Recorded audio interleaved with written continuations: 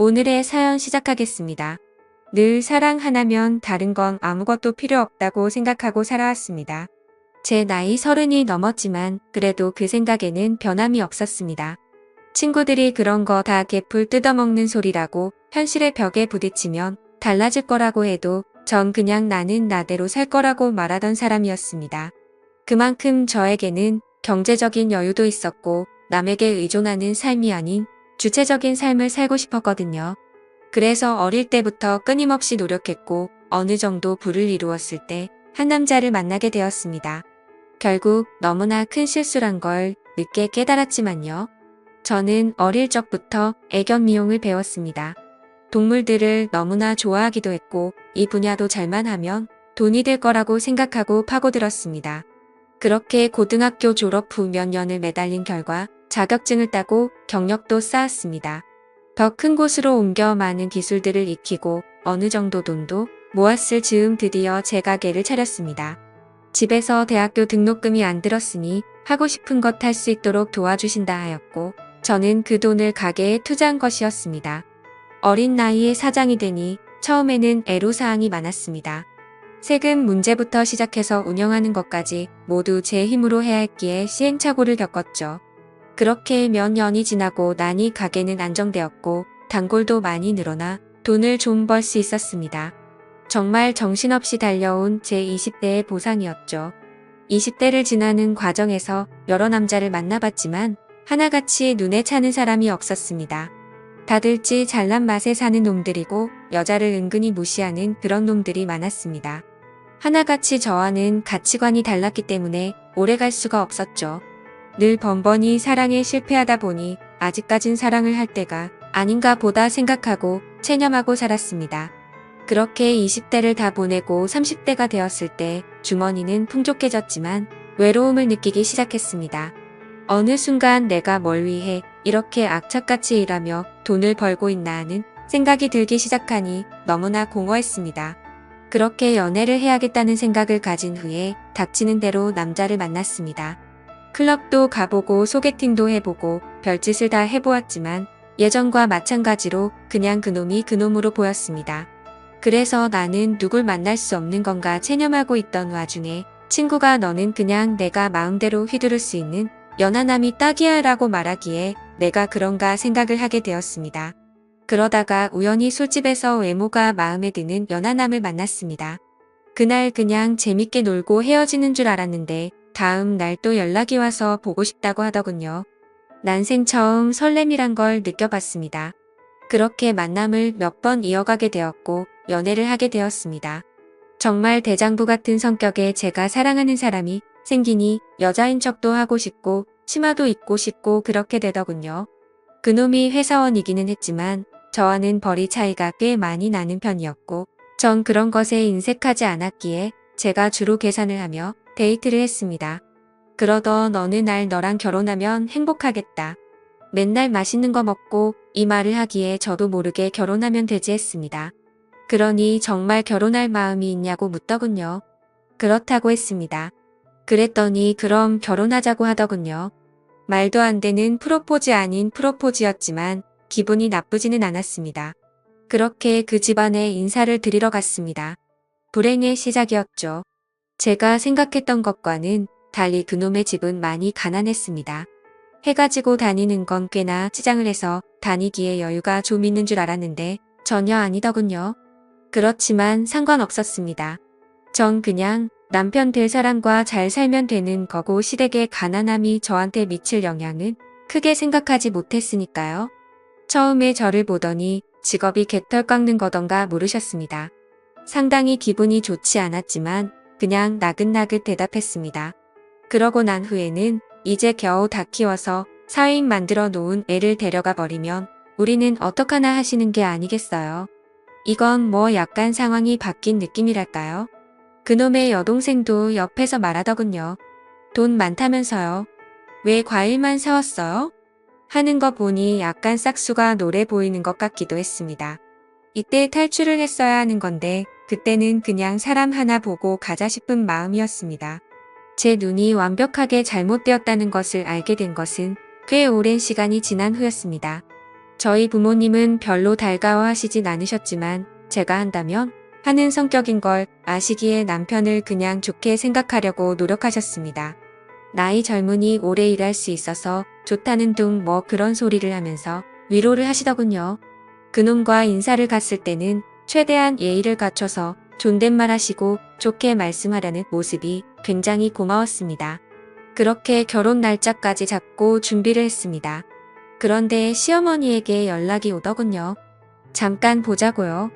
만나서 얘기를 들어보니 지금 남편이 일을 계속할 수 있는 상황도 아니고 여동생은 대학생인데다가 나도 집에서 살림하니 집에 벌이가 없다. 이제 대학교 졸업해서 취직한 놈 월급 가져오면 그걸로 좀 생활을 했었는데 그게 없어져 버리니 사실 많이 난감하다. 결혼을 돈으로 하는 것은 알고 있지만 그래도 어떻게 좀 안 되겠냐고 물으시더군요. 그래서 뭐가 문제냐고 하니 월세도 너무 비싸고 생활비도 부족하다고 하시기에 그럼 그냥 제가 사둔 집에 들어가 사시라고 했습니다. 어차피 세입자를 구해야 하는 상황이었기 때문에 그렇게 말씀드렸습니다. 그랬더니 옳다구나 싶었는지 알겠다고 하더군요. 마치 처음부터 다 알고 있었던 것처럼요.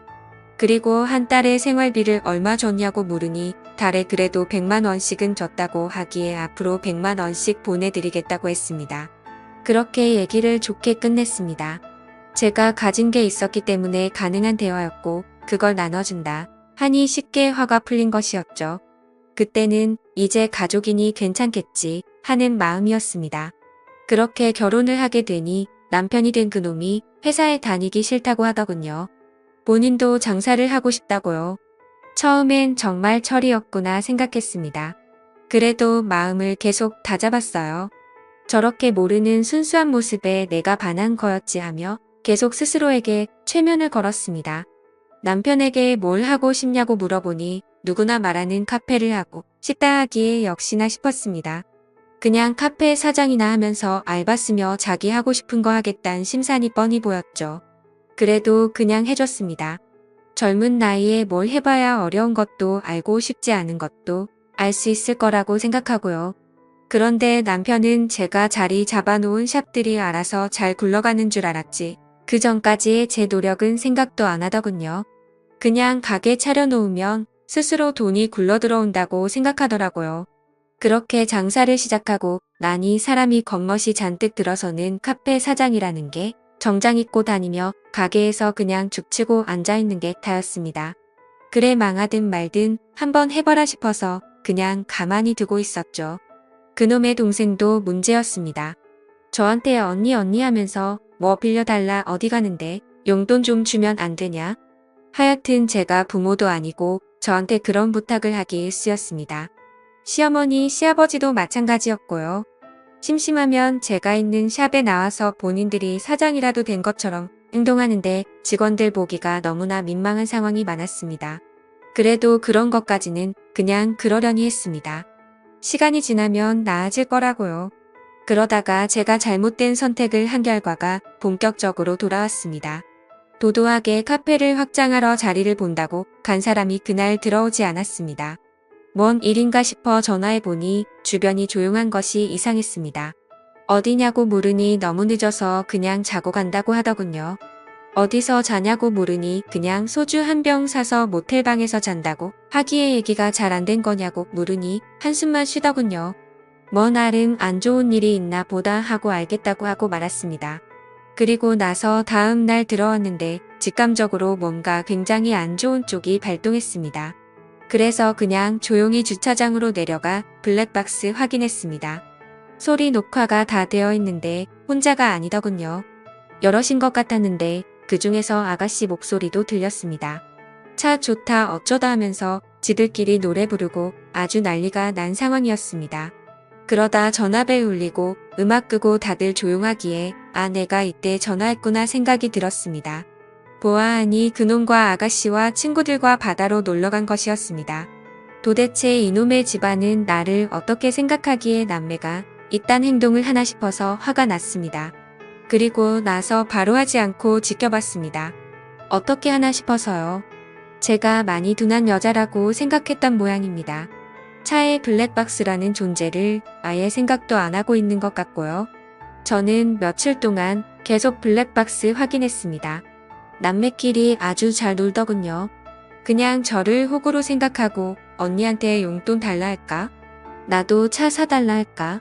뭐 이런 대화를 서슴없이 하고 그놈은 그 소리 듣고 그래 보던지 하는 게 그냥 영락 없이 철없는 두 남매의 대화였습니다. 내가 이런 놈이랑 결혼한 건가 그때서야 조금씩 감이 오더군요.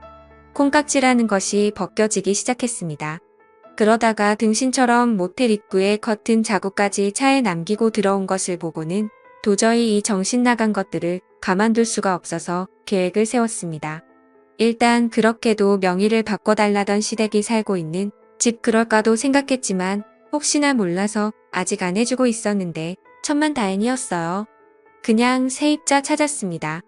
방을 직접 볼 수 있게 해주지 못하니 세입자가 잘 구해지진 않았지만 싼 가격으로 해주니 몇 주 만에 세입자를 구했습니다.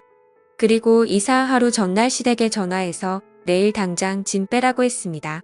무슨 일인지 어리둥절한 시어머니가 무슨 소리냐고 하기에 그냥 짐 빼면 된다고 하고 끊었습니다. 그놈한테는 이혼하자고 했습니다. 이제 더 필요 없다고요. 그러자 남편은 도대체 무슨 소리냐고 왜 그러냐고 하기에 내 입으로 말하기 싫으니 잘못이 있다고 생각하면 그냥 짐 싸들고 꺼지라고 했습니다. 그러니 머뭇머뭇거리더군요. 무엇 때문인지 진짜 모르겠다고요. 그래서 여태 잘못한 거 하나도 없니 묻으니 진짜 없다고 펄쩍 뛰기에 그냥 블랙박스 녹음한 게 틀어졌습니다. 그러자 남편은 그날은 그냥 정말 그럴 생각 없었는데 동생이 바람 쐬고 싶다 해서 간 거라고 하더군요. 그럼 동생이랑만 가면 돼지 친구는 왜 데리고 가냐? 애는 왜 데리고 가냐? 도대체 받아 가야 할 이유가 뭐가 있고 나를 왜 속여야 하냐고 하니 알면 허락 안 해줄까봐 그랬다고 하기에 이뿐만 아니고 더 틀어줄까 무든이 됐다고 하더군요. 더는 됐으니 그냥 꺼지라고 했습니다. 꼴도 보기 싫다고요. 제가 무서운 표정으로 그러니 본인도 쫄았는지 나가더군요. 그리고 다음날 시댁 사람들 다 제 집에 찾아와서 도대체 이런 경우가 어딨냐고 난리가 났습니다. 그 사람들이 당장 짐 안 빼면 신고한다. 그러자 짐을 옮기긴 했는데 도대체 짐 놔둘 곳이 없다며 난리치기에 그건 알아서 하시라 했습니다. 대충 상황을 그놈에게 들어서 알고 있는지 시어머니가 애들이 잘못한 걸 왜 어른들한테 화풀이를 하냐고 난리치기에 이제 남의 건데 집을 줄 수는 없지 않냐 하니 이 일로 이혼을 하냐고 성을 내셨습니다. 너무 황당해서 이 말이라나 싶더군요. 남자가 딴 여자랑 자고 다니고 개념도 없이 시누이랑 술 처먹고 잠자고 오는데 이깟 일이라뇨. 하니 어려서 그냥 실수한 거라고 자꾸 궁색하게 말씀하시기에 이혼할 거니까 그냥 나가달라고 했습니다. 그러니 시어머니가 눈이 뒤집혔는지 개털 깎는 나이도 많은 게 젊은 남자랑 살려고 해놓고 이 정도 일도 감당 못할 거면 뭐하러 결혼했냐고 역성을 내셨어요. 저도 열받아 정말 어디서 저런 게 나왔나 했더니 가정교육이 틀렸네요 했더니 제 머리채를 잡으시더군요. 저도 지지 않고 몸싸움을 하다가 옆집에 계신 분이 소란스러웠는지 신고를 했고 경찰이 와서 마무리되었습니다. 진짜 너무나 황당하고 거지 같은 집안이었습니다. 제가 뭐하러 이혼할 남자의 부모까지 책임을 져야 합니까? 그리고 나서 그놈이 가진 거 다 뺏었습니다. 차며 가게며 카드며 그냥 다 뺏고 짐 싸서 앞에 뒀습니다. 옷들은 저에게도 쓸모없으니 그냥 줬습니다. 비싼 건데 팔아서 원룸이라도 구하라고요. 그리고 서류 준비해서 도장 찍으라 하니 위자료 수리하기에 진짜 이놈이 어려서 아무것도 모르는 애구나 싶더군요. 내가 잘못해서 이혼 사유가 있는데 무슨 위자료를 요구하냐? 자꾸 헛소리하면 그냥 얼굴 볼 필요 없이 소송 건다고 하니 또 쫄라서는 알겠다고 하더군요. 그냥 저는 남자가 아닌 애를 데리고 산 것이었습니다. 처음엔 그냥 외모가 제 스타일이라 끌렸던 거고 늘 마음에 차지 않던 남자 지 잘난 맛에 사는 남자들만 보다가 너무 철없이 순진한 모습이 좋아서 만나게 돼서 결혼까지 한 것인데 그냥 그렇고 그런 놈이 될까는 과정일 뿐이었던 거죠. 나이 먹으면 이놈도 다 똑같아질 놈이었는데 말이죠. 지금 뭐 어디서 작은 방이라도 구해서 내 식구 손 붙들고 살고 있겠죠. 관심 없습니다. 이제 남이라 볼 사이도 아니고요. 그냥 더러운 추억으로 남았을 뿐입니다. 차마 제 부모님한테는 민망해서 얘기를 못하고 그냥 성격 차이가 너무 나서 헤어졌다고 했습니다. 마음 아파하셨지만 제 선택이니 존중해 주신다고 했고요. 정말 콩깍지라는 게 무섭습니다. 충분히 만나보고 결정해도 늦지 않은 결혼 외롭다는 이유로 서두를 필요가 없었음을 이제서야 알게 되네요. 읽어주셔서 감사합니다.